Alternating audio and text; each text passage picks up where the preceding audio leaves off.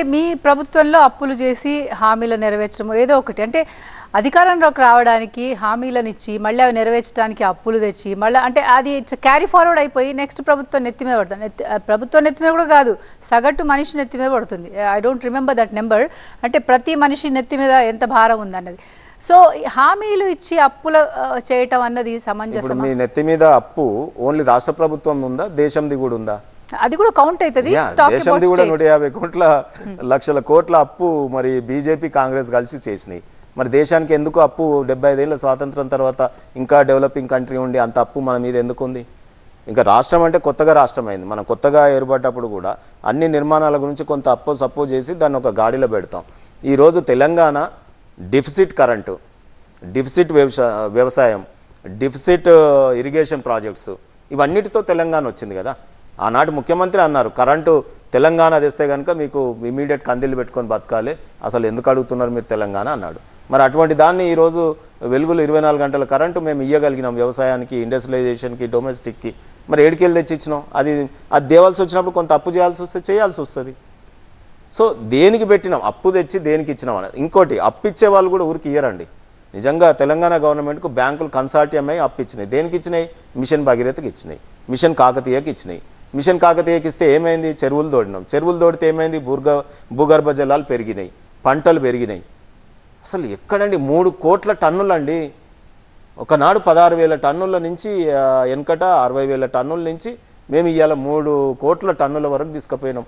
ఎంత కేంద్రం కొనలేనంత ఎఫ్సిఐ గోడౌన్లు నిండిపోయి మిల్లులలో పెట్టేంత ధాన్యం ఏడికేలు వస్తుంది? నీళ్ళు ఇస్తే, కరెంట్ ఇస్తే, ప్రభుత్వాలు కష్టపడితే వస్తుంది. మరి ఇదంతా కూడా వారు చెప్పరెందుకు? లెక్కలలో అప్పు గురించే మాట్లాడతారు. అసలు ఎంత అప్పు చేసినా ఈ దేశంలో ఒక రూల్ ఉంది, ఎఫ్ఆర్బిఎంకి లోబడే చెయ్యాలి, కేంద్ర ప్రభుత్వం పెత్తనం ఉంటుంది.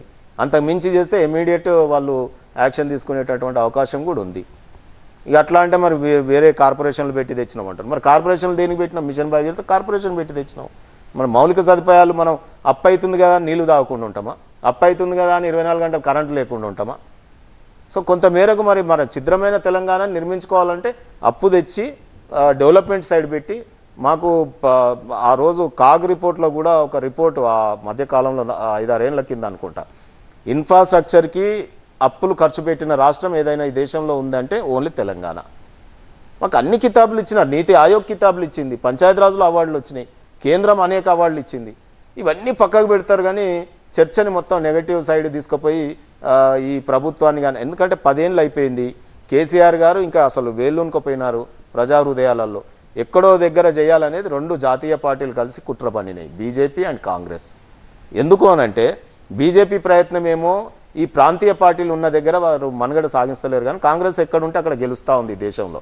కాంగ్రెస్ ఉన్న రాష్ట్రాలన్నీ బీజేపీ గెలుచుకుంటూ వస్తుంది. కానీ అదే వెస్ట్ బెంగాల్ కానీ, కేజ్రీవాల్ గారు కానీ, మమతా బెనర్జీ కానీ, ఒరిస్సా కానీ, కేసీఆర్ గారు కానీ, ఈ ప్రాంతీయ పార్టీలు ఉన్న దగ్గర బీజేపీ పప్పులు ఉడకట్లేదు. అందుకు ఏం చేస్తుందంటే ఇండైరెక్ట్గా కాంగ్రెస్ రాని, ఆ తర్వాత ఈజీగా కాంగ్రెస్ని కొట్టేయచ్చు అనే విధానం ఇప్పుడు జరుగుతూ ఉంది. పెద్ద కుట్ర. అంటే ఈ దేశంలో నువ్వు కాకపోతే నేను కాకపోతే నువ్వు అని కాంగ్రెస్ బీజేపీ కూడబలుక్కొని ప్రాంతీయ పార్టీలను మింగేసే కుట్ర చేస్తూ ఉన్నారు. సో దాన్ని మేము తప్పకుండా ఛేదిస్తాం రాబోయే కాలంలో. కేసీఆర్ గారు మంచి రాజకీయ చాణక్యుడు కాబట్టి మీరు చూస్తారు కదా.